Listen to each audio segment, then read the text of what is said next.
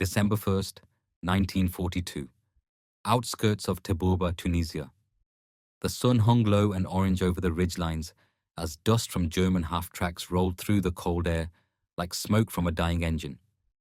A pair of Panzers idled on a muddy road, cut between olive trees and ruined stone walls, their crews leaning against armor plating blackened from weeks of combat. To the men of Panzer Regiment 10, American weapons were still a novelty, cheap and strange things brought by a nation they believed had no instinct for war. So when one German gunner picked up a captured tube-shaped contraption from the wreck of an American truck, he burst into laughter. A thin, steel pipe barely longer than a rifle, wired to a primitive battery and sighted with a piece of glass.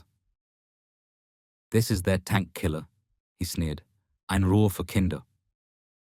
A pipe for children. The others laughed. They passed the thing around like a toy, pretending to fire it at a donkey cart down the road.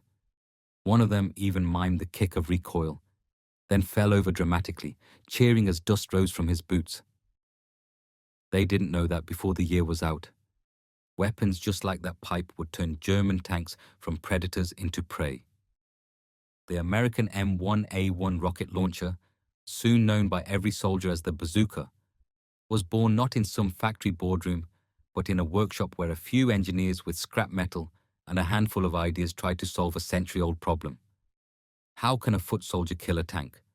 Artillery could do it. Aircraft could do it. But infantry had been left powerless against armor since the first treads crushed trenches in 1917. By 1942, tanks were larger, faster, thicker-skinned, and armed with guns that could destroy anything they saw before the infantry could react. The bazooka was America's answer. A two-piece tube that launched a 2.36-inch rocket with a shaped charge warhead designed to melt through armor using nothing but focused heat and chemistry. It weighed 15 pounds. It cost less than $36 to build. And it looked like a child's experiment. Even many American officers thought so at first. Early models misfired, batteries failed, rockets fizzled out. But when they worked, the effect was electrifying. At 200 yards, a metal jet of molten copper could burn through 3 inches of steel armor as easily as a hot knife through butter. In Tunisia, that science met reality. The first combat launches were chaotic. Teams of 2 men loading and firing under tank fire, smoke pouring from the rear of the tube as the rocket's motor ignited. Sometimes the round spun off course, sometimes it failed to detonate. But the first time a Panzer III took a direct hit from 20 yards away, the result was impossible to ignore. The crew inside did not die instantly. They burned in their seats, and the tank became a chimney. The soldiers who saw it understood that for the first time, a foot soldier could end a tank's life with his own hands. They had rewritten the hierarchy of the battlefield. German commanders dismissed the incident as luck.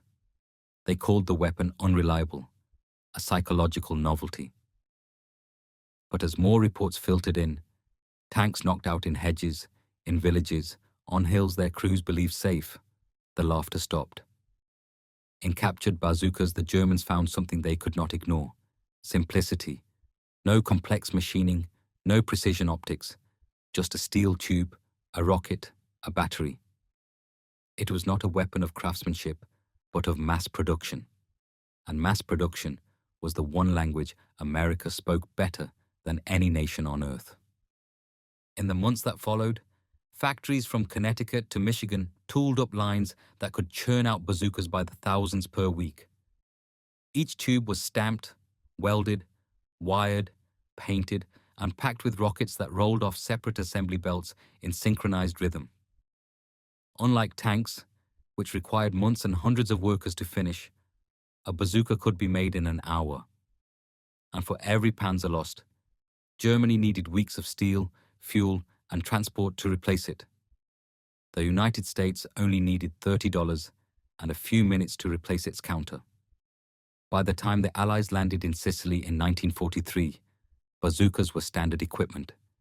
Infantry platoons carried them as casually as rifles. German Panzer officers laughed again when they heard reports of Americans firing toy rockets at their PS4s. But on the dusty roads near Gela and Troina, laughter turned to silence. Bazooka teams hid in stone ruins and waited for the rumble of treads. When tanks approached within 50 yards, the teams rose like ghosts and fired. Some shots missed, others glanced off angled armor, but enough hit to set German crews on fire inside their own machines. In one engagement outside Troina, 5 tanks were destroyed in 6 minutes by 3 bazooka teams. American officers sent after-action reports praising the weapon in flat, technical language. Armor penetration satisfactory. Morale effect considerable. Morale effect considerable was a bureaucratic way to say the enemy panicked. They learned the choreography of survival as if it were a drill shouted across a parade ground. Loader on the knee with rocket tail fins splayed in cold hands. Gunner braced, cheekbone to pipe, eyes squinting through a sight that fogged with breath. Assistant scanning for infantry, safety pin out, wires seated, battery live, muzzle clear. The first time a team forgot to warn men behind them, the backblast left a fan of scorched grass and a coughing chorus of curses. After that, crews spoke in clipped code before every shot. Clear tube, clear rear, arc steady, the cadence as familiar as a heartbeat.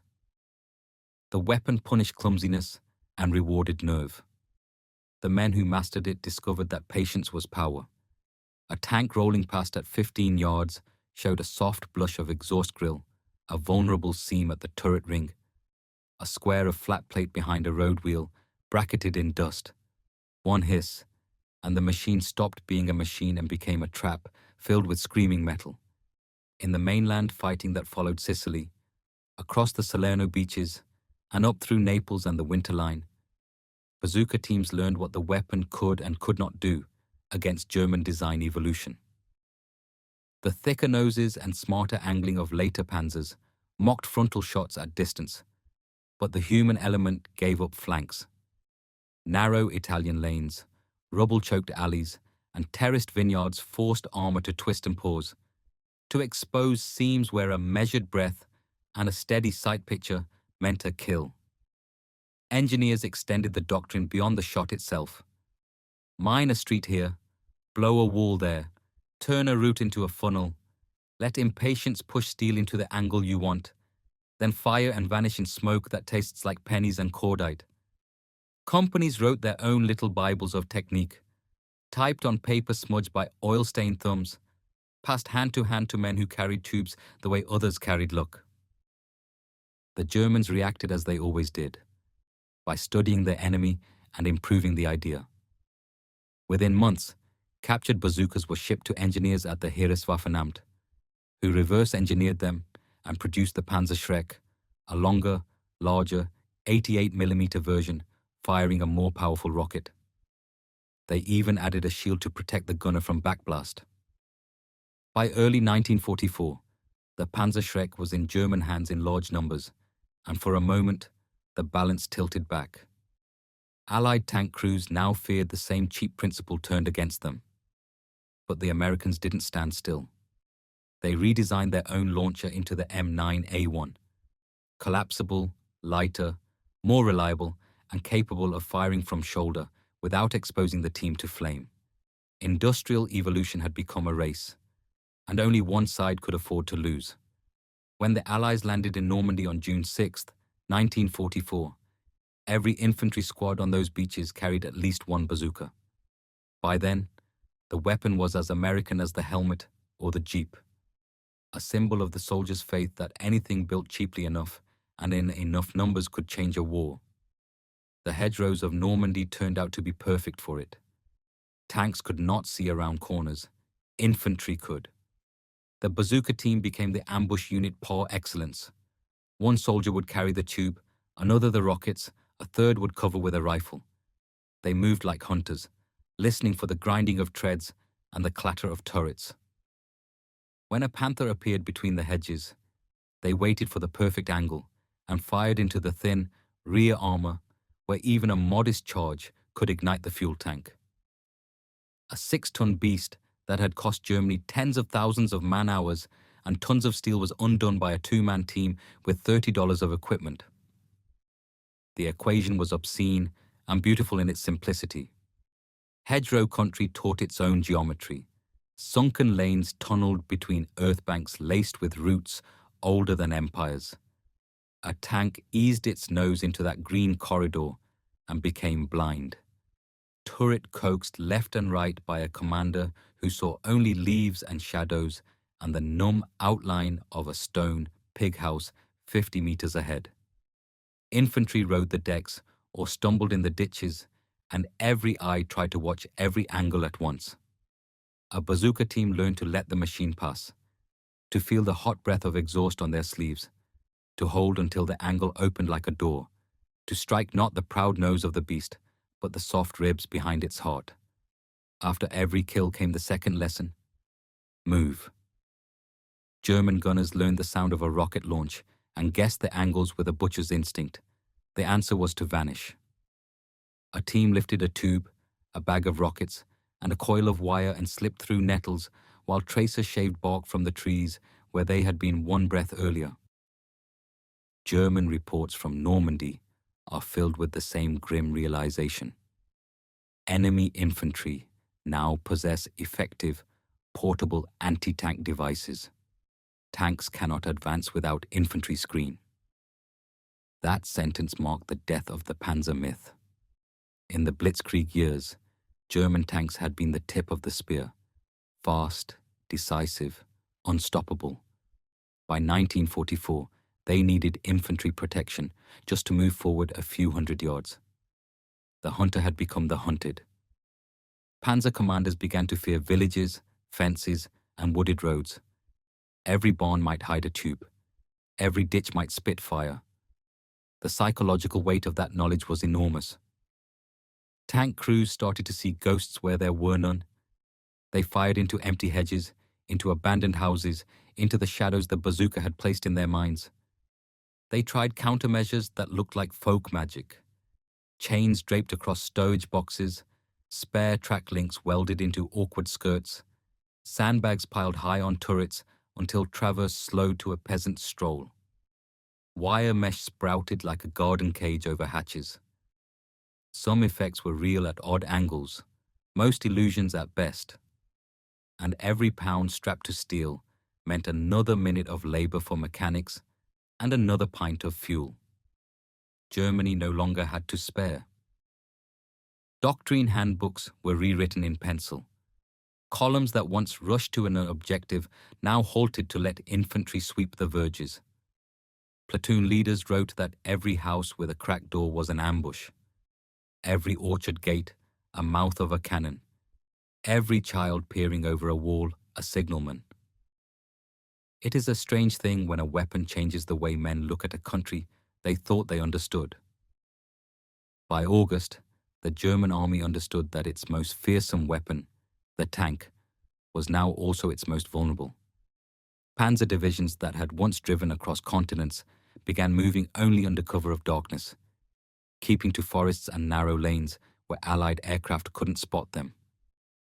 In daylight, they froze in place, afraid of the eyes and ears of every hedge and every foxhole.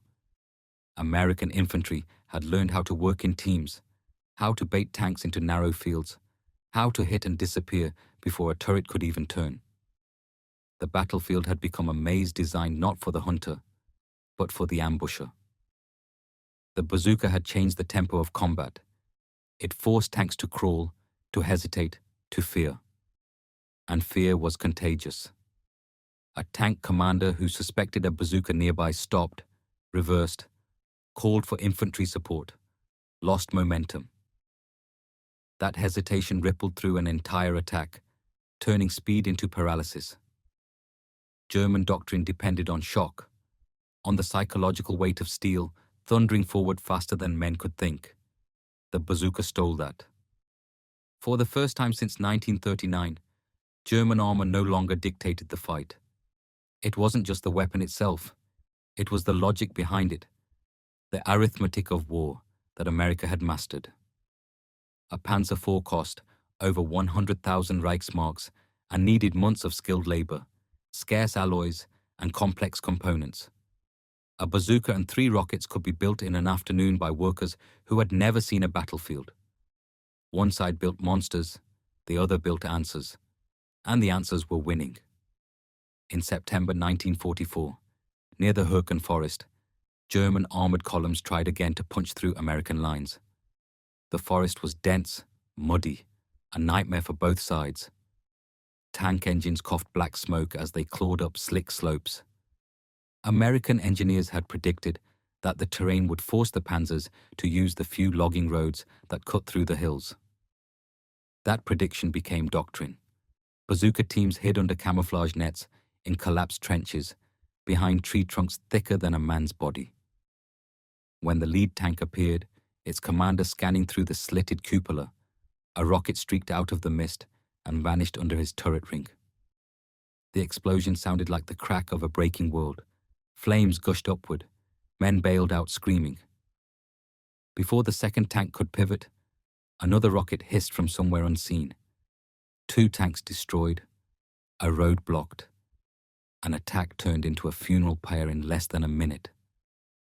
The Germans called it der unsichtbare Tod, the invisible death. They wrote about it in diaries, in field reports, in letters never sent. Tank crews began to alter their behavior in absurd ways, hanging chains and spare tracks from their hulls to catch rockets, piling sandbags on turrets, welding wire mesh over hatches. Some of these tricks worked once, most didn't. The shaped charge didn't care about superstition. It focused all its chemical fury into a single jet of molten metal that pierced everything in its path. Armor was no longer protection. It was a prison. Factories in Germany worked desperately to strengthen tank armor, to add skirt plates, to build new designs like the Tiger II that weighed more than 70 tons.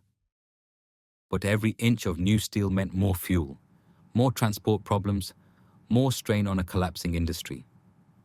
America, meanwhile, built lighter launchers, better rockets, improved explosives. Each iteration took weeks to deploy. By the time German engineers responded, the battlefield had already moved on. The bazooka wasn't a weapon of perfection. It was a weapon of iteration. It evolved faster than the enemy could adapt. American supply lines treated the launcher like a commodity. Crates of tubes arrived with stenciled instructions simple enough to memorize. Assemble, wire, load, warn, fire, move. Ammunition depots stacked rockets like cordwood under tarpaulins that smelled of rain and grease. Training ranges chewed earth into moonscapes while squads practiced angles against plywood silhouettes daubed with black crosses. Instructors taught not heroics but sequences. Count to steady the breath. Bring the front sight to the seam of armor. Take the extra half second that turns a miss into a kill. Shift location as if the ground under your boots has turned to fire. The weapon's danger, the cough of backblast, the bright signature, the shockwave, was drilled into reflex so the man behind the tube could survive the shot that killed the tank. By late 1944, as the snows began to fall, German command prepared one last gamble, the Ardennes offensive. It was supposed to split the Allied front, seize Antwerp, and force a negotiation. They threw everything they had left into it. 1,400 tanks and assault guns, the last reserves of fuel, the last veteran crews. The offensive began in December, under fog and snow. The perfect weather to blind Allied aircraft. For the first few days, it worked. American units were caught off guard, towns fell, and German armor again rolled west. But in every village they entered, in every patch of forest, there were men with tubes waiting. On December 19th, near St. Vith, a platoon from the 9th Armored Division was ordered to hold a crossroads against approaching panzers. They had no anti-tank guns left, only bazookas and grenades. The ground was frozen, visibility poor. When the German tanks appeared out of the snow, the Americans fired from 20 yards, reloading under fire, moving from house to house. The first rocket hit the lead tank squarely on its drive sprocket. The second ignited fuel in another's rear hull. Within 10 minutes, the road was littered with burning armor. German infantry, who had marched behind the tanks now, had to charge through the fire to keep advancing. They didn't. The attack dissolved in confusion. South of Malmedy, another squad hid in a butcher's shop, meat hooks empty, sawdust black with soot from a stove that hadn't burned for days. They watched through a broken window as a column nosed past, exhaust piling in the alley like fog. The gunner whispered a count that only the loader could hear, and when the rear of a Panzer IV came into view, he sent a rocket that vanished under the overhang of the turret. The tank leapt as if kicked by a god, then settled crooked, smoke leaking from seams and drains. The loader slid another round into a tube that was hot enough to raise blisters through gloves, and the team walked backward through the shop as the street outside filled with shouting. When the second tank fired blind through the front wall, boards leapt into the room like thrown knives. The team left through a side door and carried their weapon down a lane of washing lines hung with frozen shirts that cracked like glass when brushed by shoulders. The fight did not feel heroic. It felt like work done under a calendar that wouldn't stop turning. On the Elsenborn Ridge, where the wind-shaved skin, raw and the snow-swallowed sound, tank silhouettes moved like ghosts at the edge of vision. Bazooka teams learned to judge distance by the size of a muzzle flash and the time it took the sound to arrive. They wrapped batteries inside socks and tucked them against their bellies to keep the charge alive in sub-zero air. A misfire here was not embarrassment. It was a death sentence. Men spoke in breaths, not words, to keep ice from forming on their tongues, and the tube on a shoulder felt less like metal than like a living thing that demanded precision and payment. A hit did not just silence an engine, it knocked a hole in a plan. In those days, plans were expensive and replacements rare. German officers measured progress in houses captured, and hours survived. And any hour that included a rocket streaking out of a window and into a hull felt like the end of something larger than a patrol. In the Ardennes, the bazooka did what artillery and air power could not. It fought in the fog, in the alleys, in the forest shadows. Every tank knocked out cost the enemy more than it could afford. Each time a Panzer brewed up, it took its irreplaceable crew with it. The Germans lost hundreds of tanks that winter, and far more precious than the machines were the men inside them. Veterans who had survived since Poland or Kursk, killed by weapons that looked like plumbing pipes carried by boys half their age. By 1945, tank crews entered battle knowing that every village could be their grave. The relationship between infantry and armor, once a symbiosis, had become parasitic. Tanks could not move without foot soldiers to screen for bazooka teams, but Germany no longer had the infantry strength to provide it. The Wehrmacht was collapsing under the arithmetic of exhaustion. The bazooka had stripped away the last illusion of superiority, that technology and courage alone could overcome industry. Inside Germany, civilians began to witness the same dynamic. Allied propaganda posters bragged that a single American worker could build a weapon capable of killing a German tank worth 1,000 times its cost. It was true. The math had become moral. The bazooka symbolized America's war philosophy. The belief that ingenuity multiplied by mass production could flatten any advantage of craftsmanship or experience. German engineers, desperate, built counters of their own. Heavier armor, smoke launchers, even close defense guns mounted on turrets. None solved the real problem. For every new measure, there was an American countermeasure already on a production schedule. When a Tiger tank was lost, it meant months of lost work and materials. When a bazooka tube was damaged, a replacement arrived by the next supply truck. The Germans could win a skirmish. They could not win a spreadsheet. The Rhine was a river and a line on a map and a story men told themselves about where wars end. But when the bridges were taken, and the ferries ran, and pontoon spans grew like silver ribs across the current, in March 1945, it became another thing entirely. A road. Panzer commanders who once boasted of invincibility now drove at night without lights, engines throttled low, terrified of the shimmer of a muzzle flash in a ruined street. Bazooka teams worked by instinct, two-man crews, one loading, one firing, moving from corner to corner in a choreography of death perfected over 2 years of war. German armor commanders compared the experience to fighting ghosts with shotguns. The American army no longer needed to outthink them. It only needed to keep showing up with more rockets, more tubes, more men. There were scenes that no one would talk about later because they felt like confessions.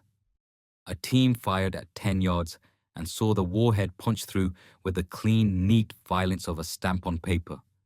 The tank lurching and going still. The hatch flying open. A man half emerging wrapped in a cloak of flame that made him look briefly like a saint before he fell. The loader sat down in the road after and stared at his hands as if they belonged to someone else. The gunner said the name of a town at home and then said it again, slower, to make it true. They picked up the tube and walked until their legs stopped being wood. The war did not ask anyone if they were ready. It simply arrived and kept arriving. And always, behind the scenes like a tide, no one could stop. The factories.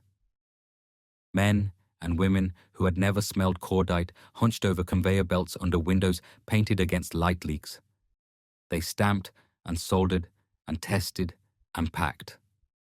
A rejected tube went back with a chalk X and a history mark that might have been anger or pride.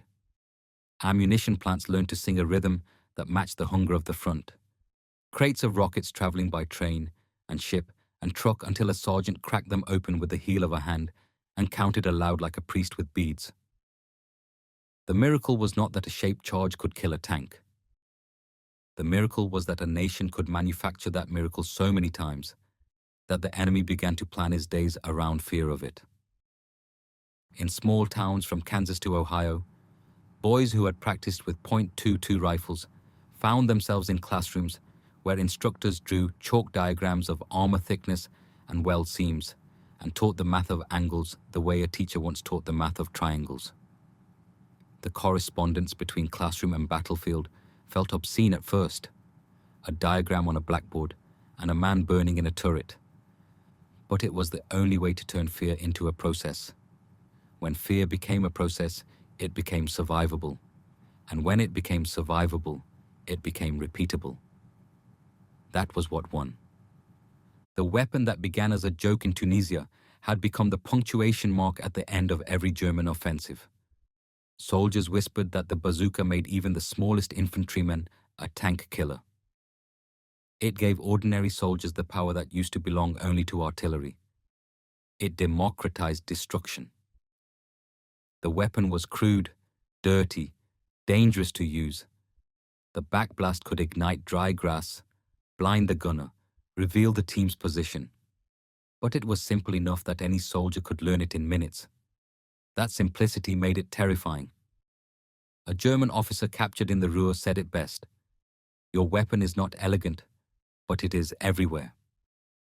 The last months felt like a long subtraction problem that everyone could read, but no one could stop.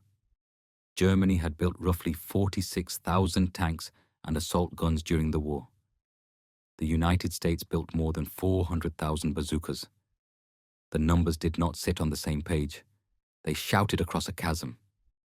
Even if only a fraction hit their targets, the balance of power was clear. The weapon had made armor a liability. It was the infantry's revenge for years of helplessness.